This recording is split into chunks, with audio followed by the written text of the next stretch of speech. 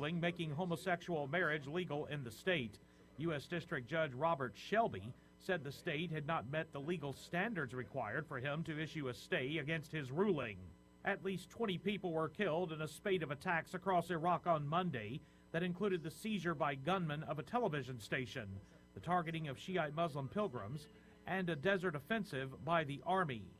This is IRN USA News. Time is running out to finish your holiday shopping, so hurry into Sports Authority for last-minute deals for everyone on your list. We've got thousands of items on sale now, like 25% off Nike Pro apparel and buy one, get one half off on balls for your favorite sports. And don't forget to enter our $500,000 gift of Sport Holiday Sweepstakes for your chance to win big. Visit sportsauthority.com through December 25th to enter and see official rules. Shop all our deals in-store and online today. Sports Authority, all things sporting good. Israeli Prime Minister Benjamin Netanyahu on Monday criticized U.S. spying on Israel.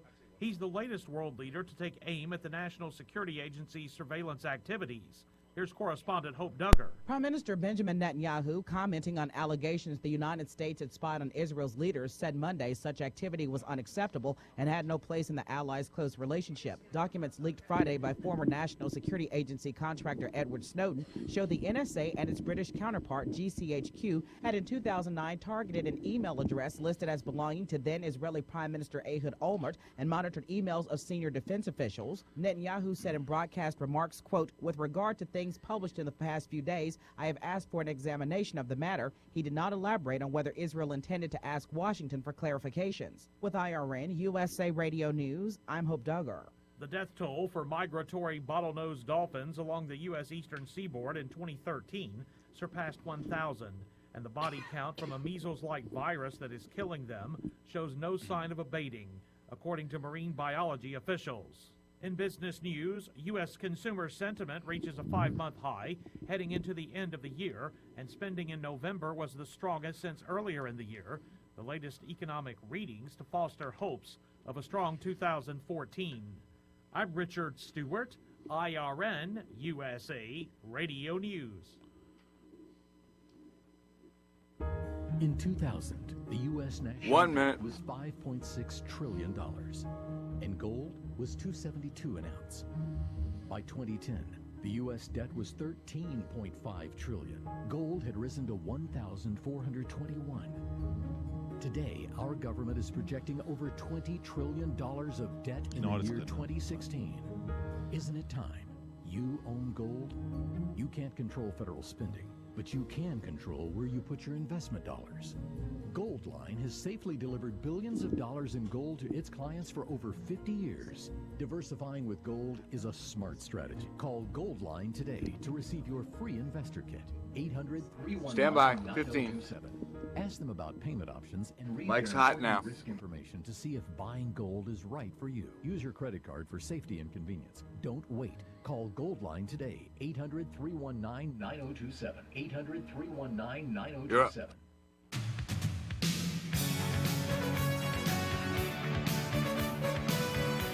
All right. Welcome to the show, World Soccer Radio, Sports Byline USA Radio Network. I'm Nick Eber. It's a pleasure to be with you on this wonderful holiday crap music Monday edition of the show. Every weeknight, 9 p.m. Eastern Time, I'm with you right here on the Sports Byline USA Radio Network, talking global football. Don't expect to hear about the Redskins or the Broncos. Love them, but that's not what we're here to talk about. For 1 hour every day, Monday through Friday, we talk the world's beautiful game. And let me tell you, it is absolutely stunning what's going on in the Barclays Premier League right now.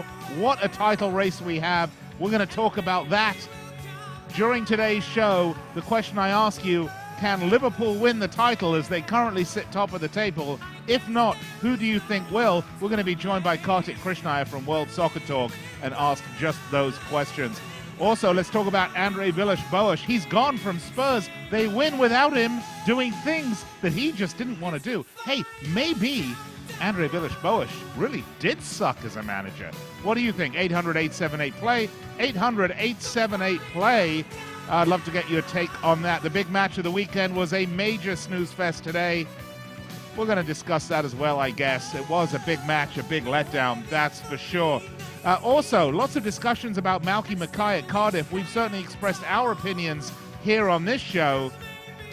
But, you know, when you think about it a little bit, you have to ask yourself, where would Cardiff be without Mad Vinny? Let's discuss just what rights owners have to do with their teams. Can they do whatever they want? And if they do, should you just smile and be happy that you have a club to go see on the weekend? All right, 800-878-PLAY, 800-878-PLAY. Find me on Twitter at World Soccer Radio. That's at World Soccer Radio. All sorts of ways to get us here in the show today. And once again, if you're new to the show, every Monday, Crap Music Monday. I don't think do we have Holiday Monday crap music today, Jessica? No. Oh, maybe we'll have New Year's crap music on next Monday.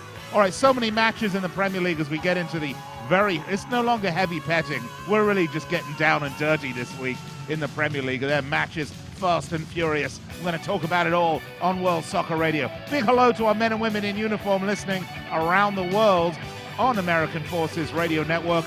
What a privilege it is to speak to you every weeknight, 9 p.m. And I hope you guys have a wonderful holiday season. Also, affiliate stations of the Sports Byline Network. Of course, if you're listening in on TuneIn or iHeartRadio or Watch WSR or Ustream or World Soccer Talk, or you're just wetting your finger and sticking it out the window and picking up the show, hey, welcome. We're going to go to break.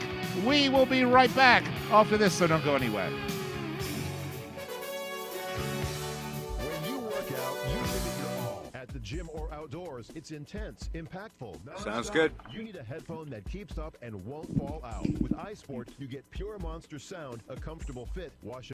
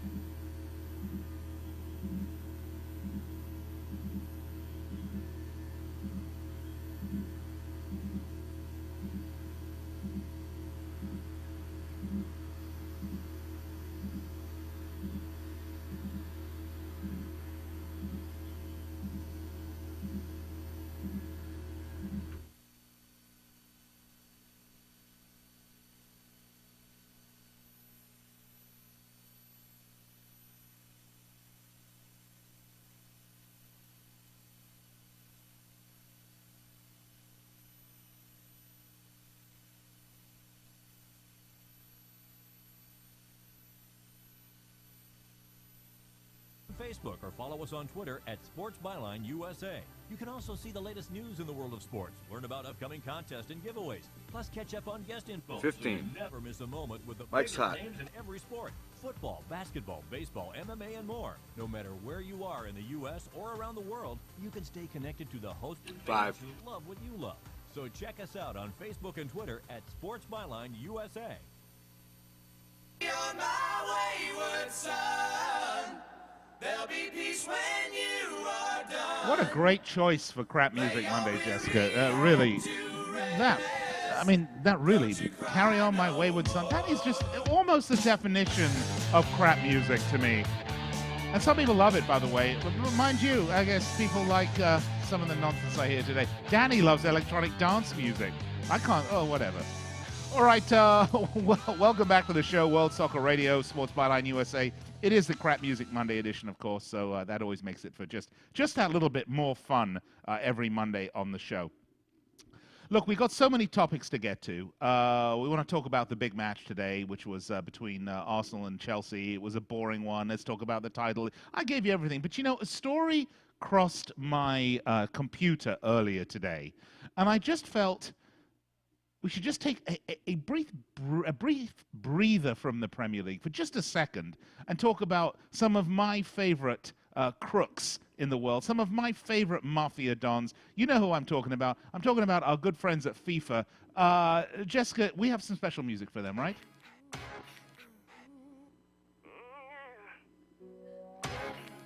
Speaking of crap music. All right. All right. Now, this song is entitled, Oops, I Did It Again. And, you know, you may not be surprised to hear that FIFA, well, they're up to their old tricks again already. The World Cup coming up in just a few months. Everybody's all excited about it. But the great train robbery is still going to happen, no matter whether we want to look at FIFA with our X-ray specs on or not. They're going to just do it regardless. Of course, I'm talking about the latest lawsuit coming down the pike to do with what happened last year at the Confederations Cup, where our good friends at FIFA apparently had some quote-unquote ticket irregularities. Well, if you've been following these crooks in Switzerland or at CONCACAF or at CONMEBOL or wherever they are, you will know that this is one of the ways these guys love to line their pockets with these exclusive rights to ticket sales. Well, apparently, these well-meaning people who travel to Brazil at great expense to see the Confederations Cup and to participate and to have some of these great tickets at these matches, found that they what they thought were going to be pitch-side tickets right at the halfway line were in fact all the way up in the rafters at the stadium in the nosebleed section, obstructed with a great big pole in front of them. If they even got in to begin with. That's right, they're doing it again, selling tickets when they don't have them, or double selling the same tickets at the high prices. Look, we've seen this time and time and time again. This isn't something new. This isn't something that just fell out of the sky and we should be shocked that this happens. This is their MO, folks. This is what they do. This is how the self-righteous, crooked bureaucrats who run our game globally, who are responsible for these massive world events, the showcase theater for our global sport, this is how these guys line their pockets. We've already seen what happened in CONCACAF over the last few years with Jack Warner, who allegedly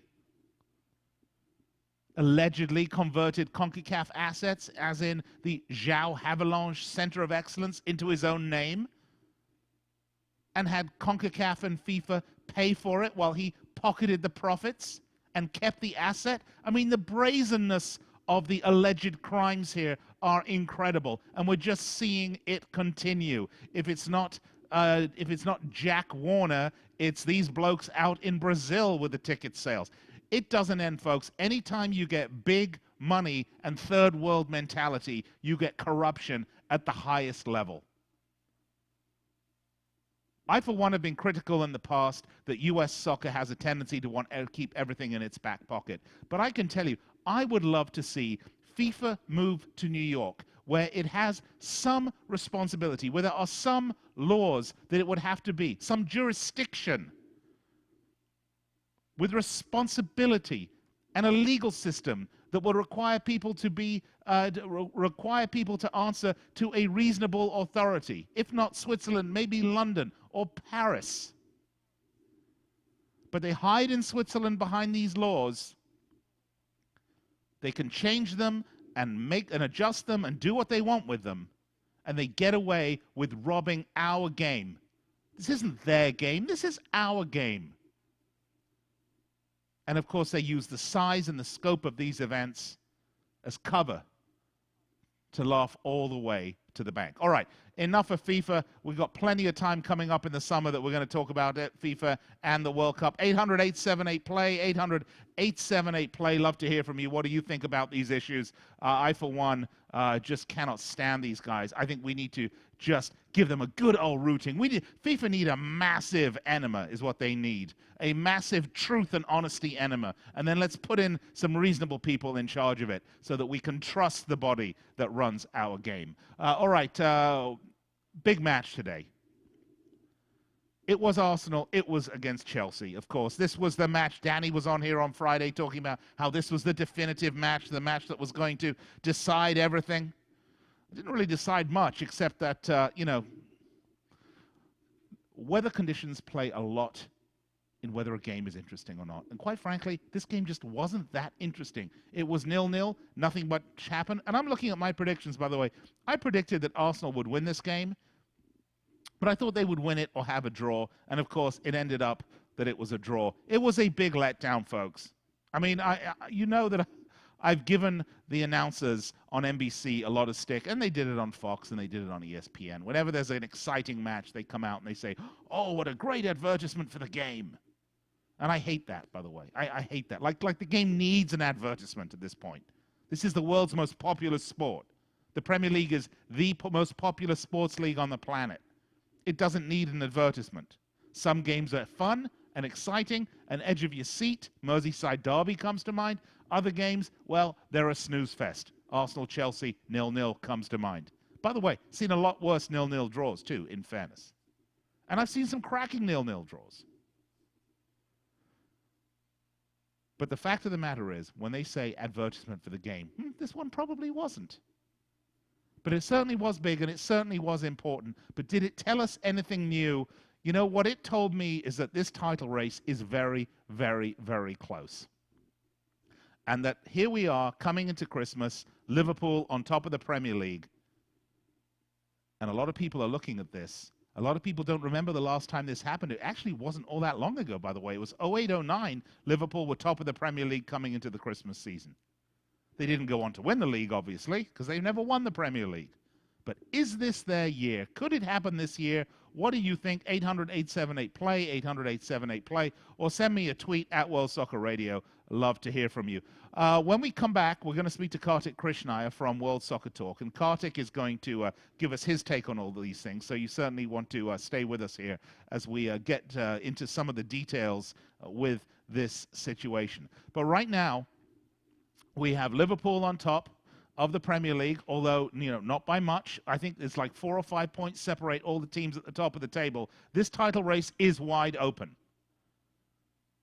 Wide open. Anyone can win it. Well, okay, in fairness, there's some teams that can't win it. Sunderland can't win it. Fulham can't win it. Crystal Palace can't win it. I'm still hearing that Man United can win it. I don't think Man United can win it, even if they turn it on and have a great run, which they're going to do because they're still a decent team. But I don't see them winning it.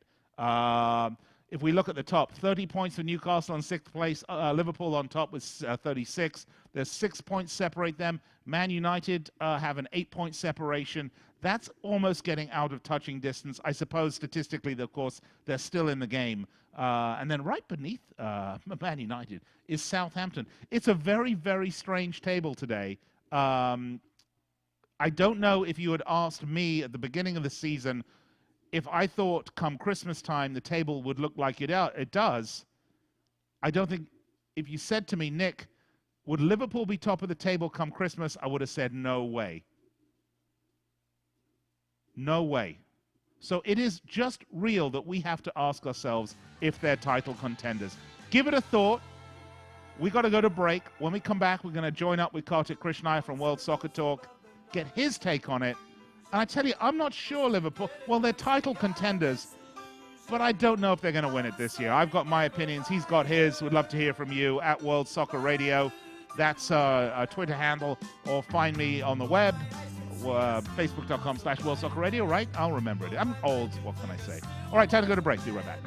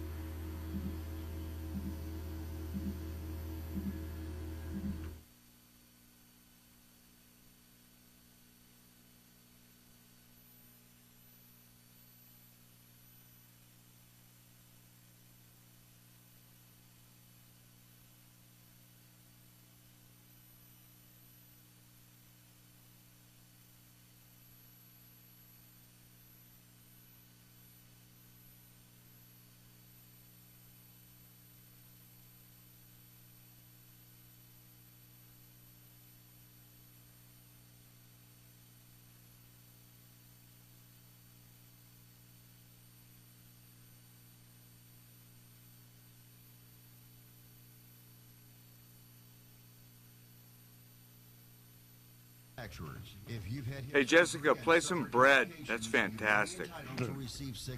That's real crap. All right, 30 seconds. I'll see you guys later. All right, thanks, Phil. To help with medical expenses, lost wages, and pain and suffering. Protect yourself by hiring an experienced trial attorney. Our partner law firms are experts in hip replacement surgery lawsuits. Find out now if you're eligible to 20. receive any of the $2.5 billion hip settlement fund. Call now for free information. 800-296-1360. All right, 10 seconds. Channel's hot. 800-296-1360. 800-296-1360. That's 800-296-1360.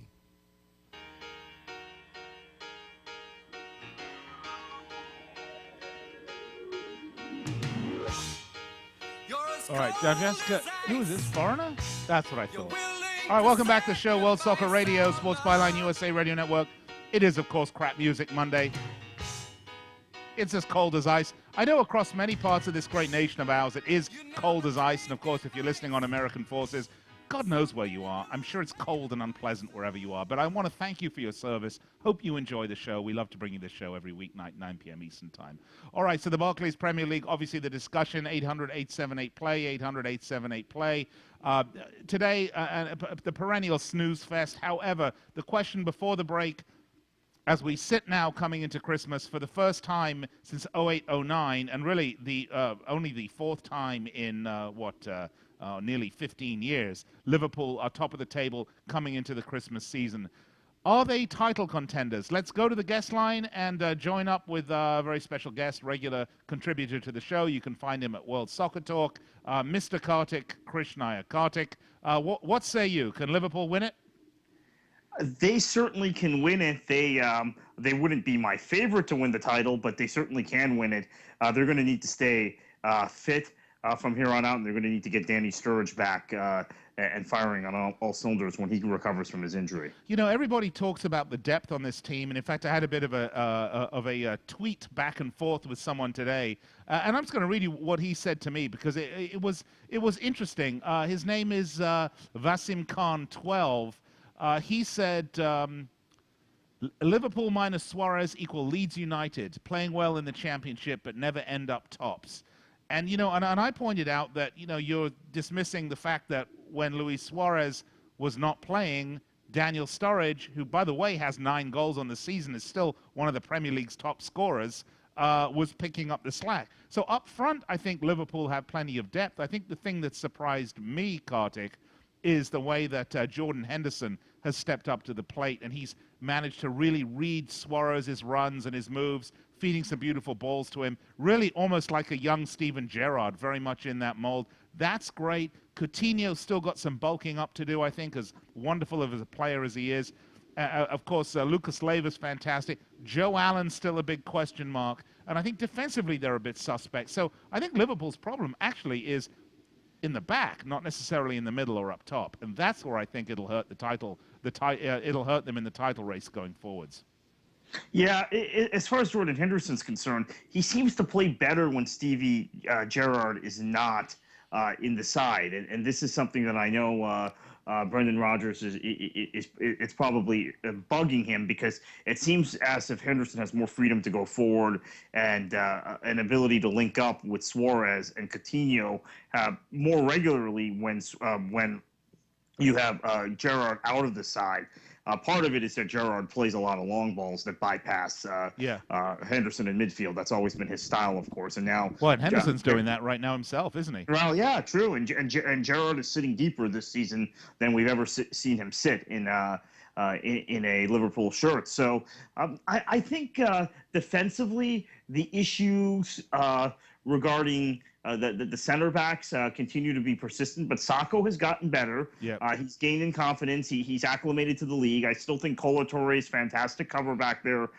Agger and Skrtel are concerns, and their level of play, both of those guys, has gradually declined over the course of the last season or two, and that's something.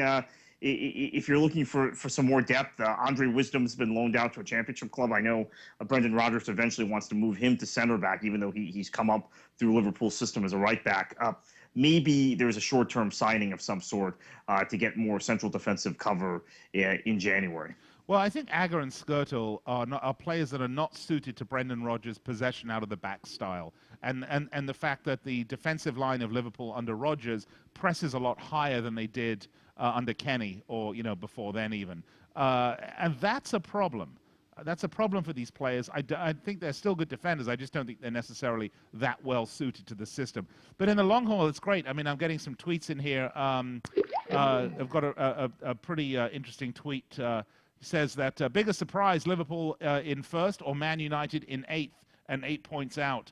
This guy says, this is Nick from New England. He says Man United, he's going with them after the huge year last season.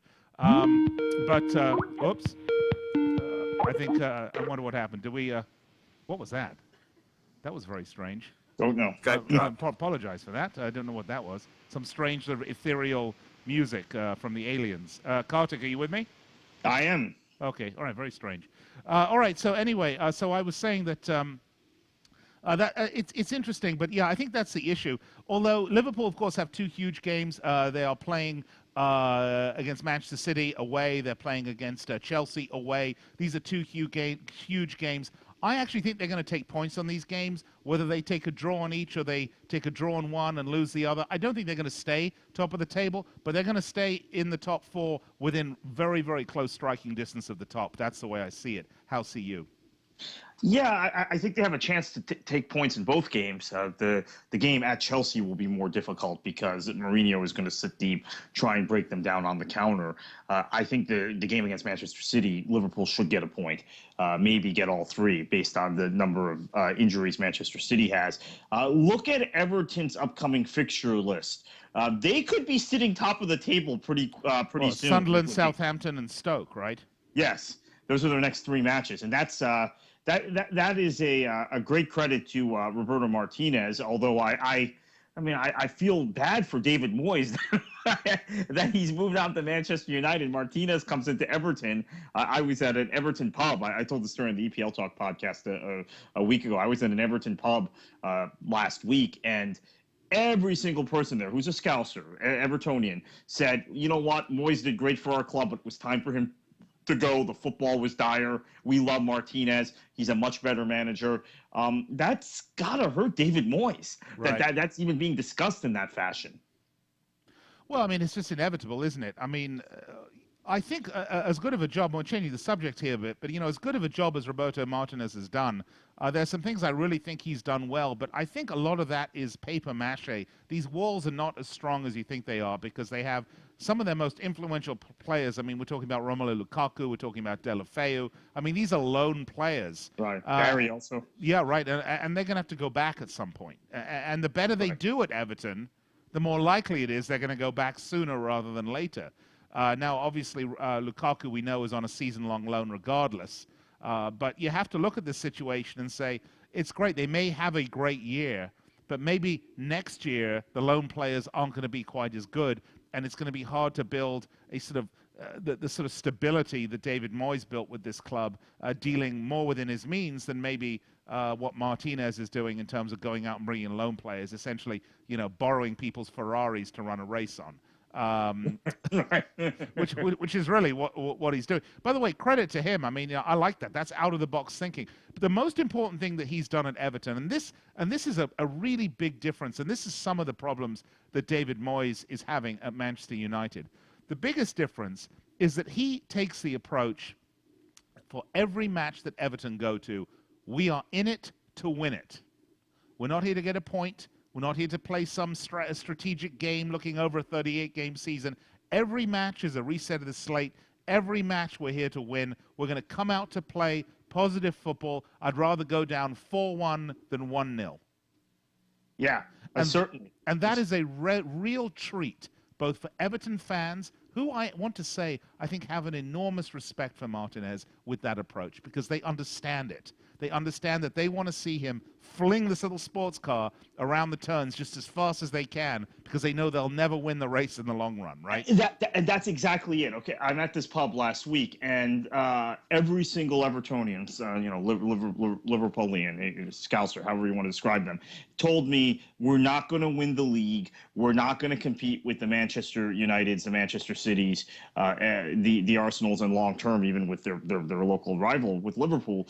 We want to watch good football, and what happened is with Moyes, things stagnated. Yeah, we were finishing 6th, 7th, 8th every season, but they were stagnating. The football wasn't good. Every time we would play Liverpool or we'd play Arsenal, he'd be looking to try and get a 0-0. And if we're not going to win the league, we might as well play with some flair and entertain. And so that's fundamentally the difference between the approach of Martinez and Moyes and the way Everton fans are thinking. And the winning is a bonus, but they like the style of football. And how can you not? Everton has been mouthwatering. They have been just from a neutral standpoint, one of the top 3 or 4 teams to watch in the league this season, along with Liverpool, Manchester City, and Arsenal at times.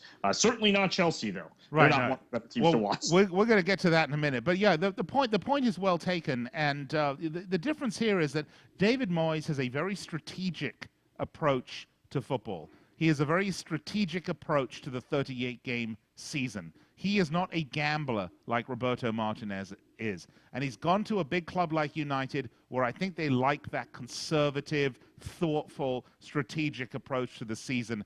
And until he feels his way there, until he's comfortable with the weapons that he has at United, I think they're going to underperform. And I think you're starting to see that now, that he's starting to get more trust in the team, understand the players at United a little better, and I think he will be more inclined to sort of gamble a little bit more as he goes forward. And that's only just inevitable, but of course, that's what's at United. Martinez steps into Everton, and he's a gambler, man. I want to take this guy to Vegas with me. Yeah, think about Ross Barkley, okay? And this was the point made to me. Barkley and Coleman, these two guys were toiling away somewhat in obscurity under Moyes, especially Barkley. He didn't have any faith in Barkley. As far as Coleman's concerned, he didn't play him very often either. All right, we got to go to break. We'll pick up the discussion on the other side. I'm speaking with Kartik Krishnaiyer from World Soccer Talk here on the Sports Byline USA Radio Network. It is World Soccer Radio. Find me on Twitter at World Soccer Radio, Facebook, facebook.com/World Soccer Radio. Now we're even on YouTube, Ustream. Find us, watch WSR.com. All right, going to go to break. Be right back with more. Don't go anywhere. Looking to add that hard-to-find autograph to your collection? Well, look no further than Les.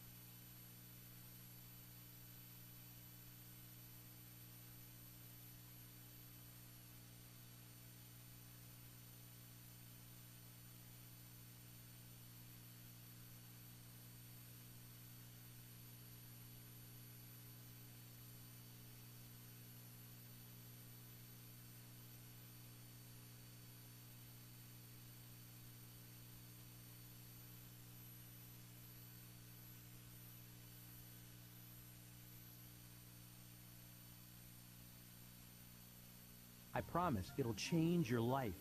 800-296-1325. 800-296-1325. 800-296-1325. 5. That's 800-296-1325. Yep.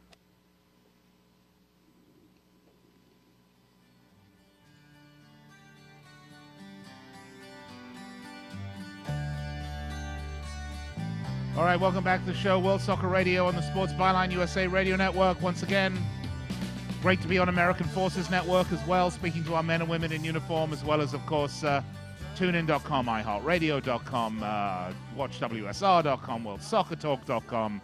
In fact, you can just pick us up by grabbing the nearest empty can and putting it to your ear, and you will hear the show. Or if you look outside, you will see our video feeds, sort of like Batman shot into the sky. We're everywhere, everywhere. All right, let's go back to the guest line and rejoin Kartik Krishnaiyer from World Soccer Talk. The discussion right now, of course, we're talking a little bit about Everton Football Club and Man United. And it's funny how we go. When we talk about the title race, Kartik, we can talk about Liverpool at the top, and we can talk about Arsenal, we can talk about Man City, but inevitably we seem to be coming back to this whole Manchester United situation where they're currently sitting 8th in the table. If you had asked me at the beginning of the season, come Christmas time, would Liverpool be top and would Man United be 8th, I would have said you are smoking some form of drug. Correct. I agree with that. However, United is only 8 points back, and it's a very congested top of the table this season. And there's some kinks they've had to work out. I think Moyes, as you said in the last segment, is discovering his best team now, learning to trust some of the players. We've seen Danny Welbeck really come up big these last few matches since Robin Van Persie's been injured. Januzaj continues to get better and better. They're still lacking in some of those wide areas, though, even though they put Januzaj out on the left. And Nani, and of course, Nani injured, so there goes any hope of the title for them. Right, well, Van Persie's injured more importantly than that. Yeah. And, of course, central midfield has been a mess. Fellaini has not adapted to the move to Manchester United. In fact, Roberto Martinez sold Fellaini and then brought McCarthy with him from Wigan, a player he had at Wigan that he rated highly. McCarthy's been much better than Fellaini for Everton versus Fellaini at Manchester United. So that hasn't worked out. But I think United, they're beginning to figure it out. Another team that, as we head to Christmas, that's surprisingly high in the table after starting terribly. So, in fact, from the first international break to this point, they may actually have more points than anyone. I would have to check that. Is Newcastle? Yeah, they're doing very well. Yep. Who playing very good football, and like Everton, they went to Old Trafford and won. So Manchester United, they're only 8 points behind, but they have an awful lot of teams that have to stumble in front of them. Including Newcastle, who we assume they'll eventually catch, but the likes of Everton, Chelsea, Man City, Liverpool, Arsenal, they will have to catch all of those teams. Well, but I mean, Newcastle they play Crystal Palace over the weekend. They play Stoke, Arsenal, and West Brom. I mean, short of the Arsenal game, one would think that they would take at least 6 points off the Stoke and the West Brom game. Particularly, those two teams right now are struggling a little bit. So, anything's possible. It is an absolutely riveting and fascinating table that is, and let me tell you, if you saw this at the beginning of the season, that this is where we would be at Christmas time, I want to be your friend, because you and I will go to Vegas and we'll start putting some bets down, okay? Because this is the most unpredictable table I can remember. And if you had told me Liverpool would be top of the table at Christmas, I'd have said you're crazy. Man United 8th. If you'd have told me that Man City would be rip-roaring at home, putting on some of the best football you've ever seen in the Premier League, but away looked like a mid-table team, I wouldn't have believed you. If you told me that Chelsea under Mourinho would be lacking an identity, I wouldn't have believed you. If you told me that Everton would be 5th currently and looking like they could really make a run for top 4, I wouldn't have believed you. If you told me that Tottenham would be struggling, that AVB would be out the door, that Tim Sherwood would be in charge, and that their big 107 million pounds worth of signings would come to nothing, I wouldn't have believed you. I mean, Kartik, the storylines here are mouth-watering for people like you and me. Yeah, and to me, the most unbelievable thing of all, I mean, obviously, is where Manchester United is in the table, eighth position. I wouldn't have been shocked that they were 8 points behind, but you would think they'd be in second or third. You didn't realize the table would be so bunched up. To me, the biggest surprise of this season is how Chelsea, as you said, have lacked an identity under Jose Mourinho. We thought that Mourinho was going to create an identity of that side in his mold, and I think there was fear among those of us who supported other clubs. I mean, I'll come out and say this now. We danced around the subject in the past that, oh my goodness, Jose's back in the league. Chelsea's going to be unbeatable. That was my fear. Before the season. It certainly has not worked out that way, and this does not look like Jose 2.0. This looks like something completely different. Well, you know, before we get on to the other topics, I want to address this because you bring up a fantastic point, but, you know, we have to look at when these teams have peaked at various times. Man United have dominated the league at a time when there was one, maybe two other teams that could really, really challenge them for the title at any given year. Chelsea, when they won the back-to-back titles, they had the big influx of cash, and they were the big boys in town. They were buying every player, and they were dominating. This is a very, very different situation. You've got Chelsea, you've got Man City, you've got Arsenal now. Their stadium's up, and they're packing 65,000 people a match, and they're running all sorts of money to the bank that can do interesting things with it. You've got Liverpool under, with the ownership of the Boston Red Sox, who are the champions. It's just a very, very different group of teams. Even though they have the same name, they have very, very different profiles than they did when Man United were winning all the titles and when Chelsea won the back-to-back titles. It's a very different landscape, Kartik. So we need to adjust our expectations accordingly. I completely agree. In fact, Manchester United, I still have this expectation about because they're Manchester United, but I will give myself some credit here. After the first few matches of the season, and Chelsea were getting results, I said, and I said it very openly on the EPL Talk podcast and on our World Soccer Talk transfer deadline special, that I think Mourinho had not realized the Premier League at the top had become more competitive since he had left. And he came in to Chelsea thinking he was just going to have to fend off one or two other teams. When he was at Chelsea previously, he had to fend off Arsenal the first season, Manchester United the second season, the third season it was just Chelsea and United beat him to the title. More recently, it has been Chelsea and United or Manchester City and Manchester United. But you could see Arsenal with the young core of British players were coming back up. You could sense Liverpool were coming back up, maybe not all the way that they've come, but Tottenham's buys over the summer. And so I was thinking Mourinho hasn't figured out that the league has changed and he's going to need to change his approach. Well, he hasn't done that yet. He's been, in fact, I think, continued his history of narcissism in the media and has been giving mixed messages and just comical statements in the press. It seems like he's losing control in a way that we don't expect from Jose.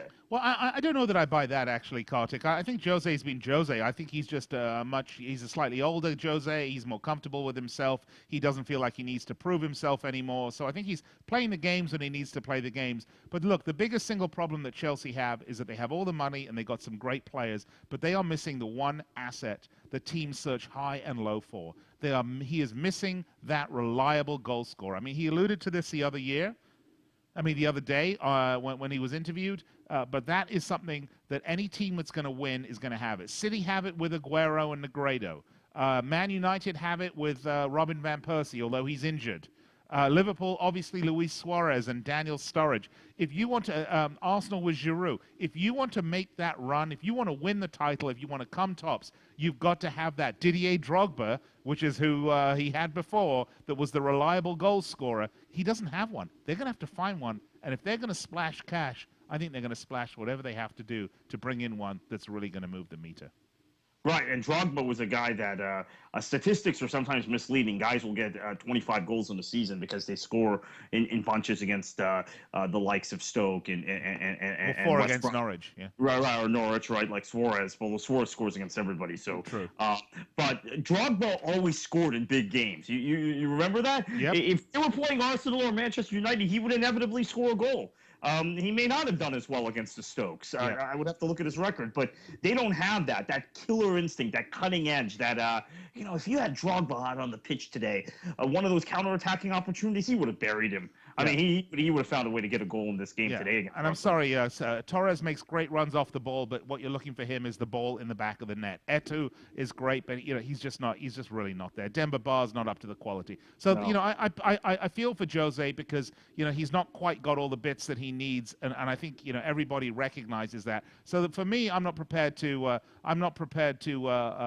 give a verdict on Jose Mourinho as not living up to expectations. When I see him play with the team that he wants, then we can do that. Listen, a manager for me that I really rated, that I couldn't understand why he was sacked, was AVB. But I look at what Tim Sherwood's done just in one match by taking a guy that Andre Villas-Boas at Tottenham wouldn't even play. In fact, he had him training with the reserves and was trying to get him out of the club.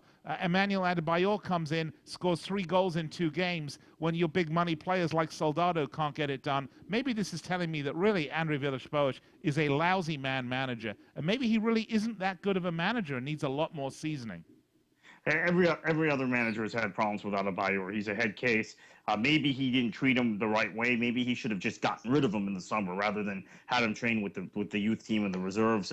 But he's a cancer in the dressing room, and he does this from time to time. He pipes up, has big performances. New manager, he probably wanted to prove himself. By January 15th, he'll be back off the boil and creating trouble at Spurs. We'll see how Sherwood does. I mean, the thing that concerns me, Nick, is I sense that Daniel Levy sacked AVB thinking he was going to get a big-name manager. He was talking about guys like Lippi and Van Gaal, these very big names, managed teams like Barcelona. None of them want it, though. No one wants it. They don't want it. I mean, I hate to say this, but Spurs are not Liverpool. They're not Manchester United. They're not Arsenal. And they hate to hear that they're not Arsenal. For a guy like Louis van Gaal, who's managed Barcelona and Bayern and most recent, and now is with the Dutch national team, why would he go to Spurs? Why would Marcello Lippi go to Spurs? You know why? Because I think these guys are looking at a team with a 36,000-seat stadium, that has spent the Gareth Bale money, maybe not done so wisely, where they're going to be in a situation where they're going to get players that they didn't want, where Daniel Levy and what's his name, Damien Comoli, isn't he the guy? No, pardon me. Baldini. I'm sorry, Baldini, pardon me. Are going to make personnel decisions for them.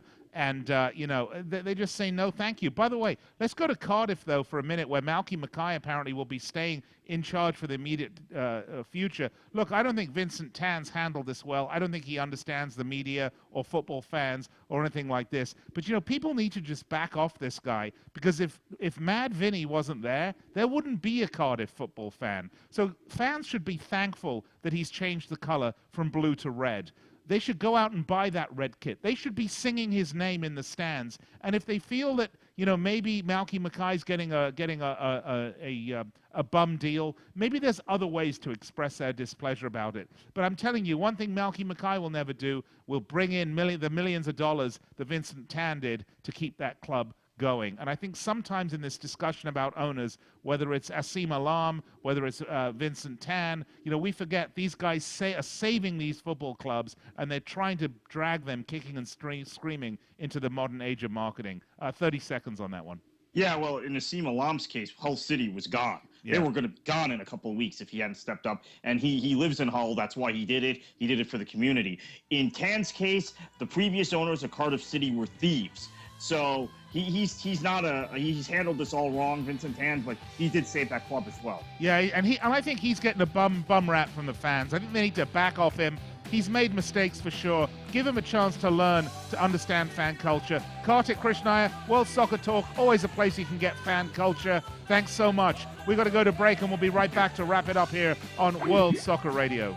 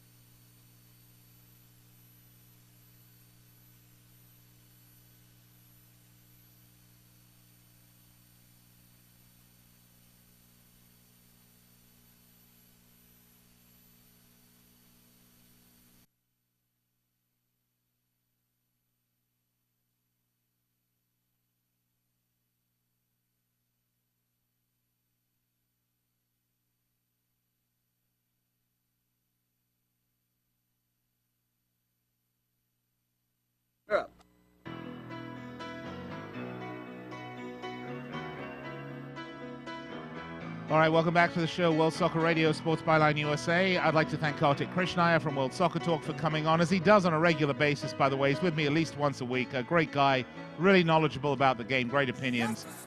We'll forgive him the fact he's a Man City supporter, but, you know, everyone has their flaw, right, Jessica? And if your flaw is liking some of the music we play on Crap Music Monday, well, you know, we forgive you. Hope you will join us every weeknight, 9 p.m. Eastern Time. Write us in your book. Actually, don't write us. Put us in with Sharpie. Get your little iPhone and your calendar. Put us in there. Even better, write us all over your wall. Tune in, 9 p.m. Eastern Time, World Soccer Radio, Sports Byline USA. Make sure you do that, folks, because love to have you with us on this great ride that we're on. And keep in mind, the Premier League, we're in this wonderful schedule time right now in December where the matches come thick and fast, hot and heavy. Got more matches coming up on Saturday, then, midweek, and then on the weekend, it's just wonderful stuff. So stay with me, folks. World Soccer Radio, Monday through Friday, 9 p.m. Eastern Time, and then, of course, we'll roll right into the World Cup over the summer. It just doesn't get any better than this. All right, find me on Twitter at World Soccer Radio, Facebook, facebook.com/World Soccer Radio. Those are the best ways to get in touch with the show. You can watch this show if you missed it. You can listen to it again on iHeartRadio or TuneIn.com. You can go to Ustream or watchwsr.com and you can see the show. And now the new thing is you can even go to YouTube and see it. So it's everywhere. There's no excuse for not staying current on World Soccer Radio. There's no excuse for not being with me Monday through Friday. All right, I'd like to thank everyone. Jessica, great job today on Crap Music Monday. I'd like to thank Scott and Jerry, of course, Darren Peck, all the great guys at Sports Byline. Speaking of great guys at Sports Byline, coming up next, an absolute legend in broadcasting, a true legend. Ron Barr is coming up next. There is only one place you're going to hear Ron. That is right here on the Sports Byline USA Radio Network. Cheers. I'll speak to you tomorrow.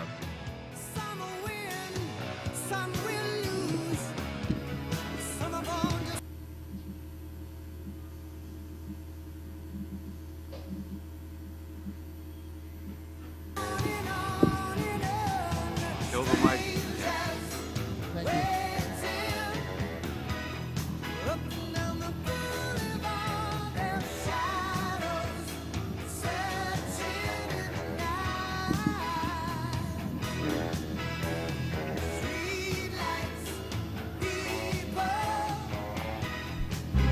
Hey, Jessica, Yeah. So. is there any way to kill that mic with the music still running?